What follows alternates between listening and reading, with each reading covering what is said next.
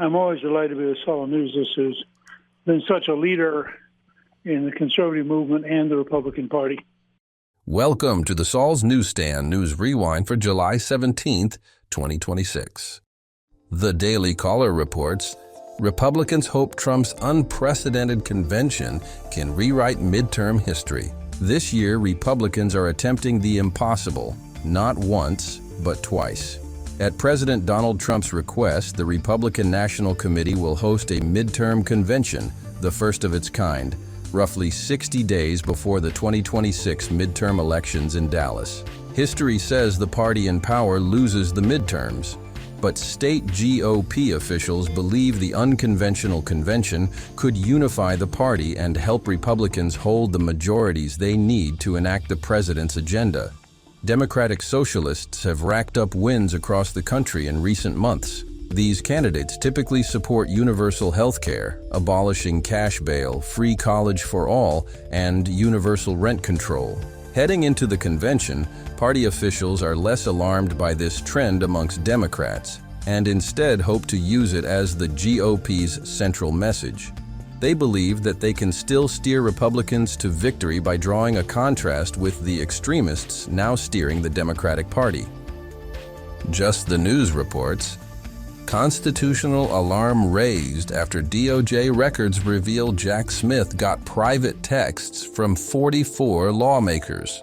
Newly released records reveal that special counsel Jack Smith's team bypassed mandatory protocols to secretly access the private text messages of 44 members of Congress during the probe into President Donald Trump, the Justice Department confirmed on Tuesday. Smith had been appointed by then Attorney General Merrick Garland in November 2022 to oversee the Biden DOJ's investigation into President Donald Trump after his announcement of his third presidential campaign.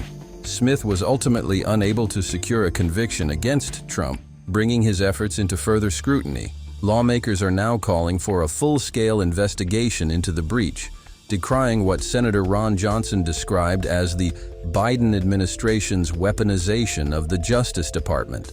At the core of their concerns is whether the government has prioritized its investigative reach over constitutional restraints. And finally, ABC News reports, Senator Lindsey Graham's death elicits bipartisan outpouring of condolences. The sudden death of Senator Lindsey Graham prompted condolences from President Donald Trump, world leaders, and a bipartisan list of the influential veteran South Carolina lawmakers' congressional colleagues. Graham died from a brief and sudden illness on Saturday night at 71 years old, according to a statement released by his office. Vice President J.D. Vance, who served in the Senate with Graham from 2023 to 2025, described Graham as a one-of-a-kind figure in our politics. Vance also said, Lindsey Graham came from humble beginnings and became one of the most powerful lawmakers in the most powerful nation on earth. His story was a fundamentally American one. Graham's death came after he returned home from his 10th visit to Ukraine, where he met on Friday with Ukrainian President Volodymyr Zelensky. In a statement on social media Sunday, Zelensky said he was deeply saddened by the news of Graham's death and praised the senator as a true defender of freedom and the values that make our world safer.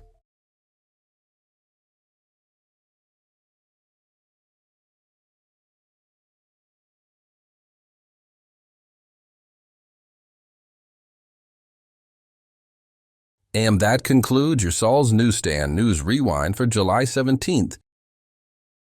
For more political news faster, visit saulsnews.com.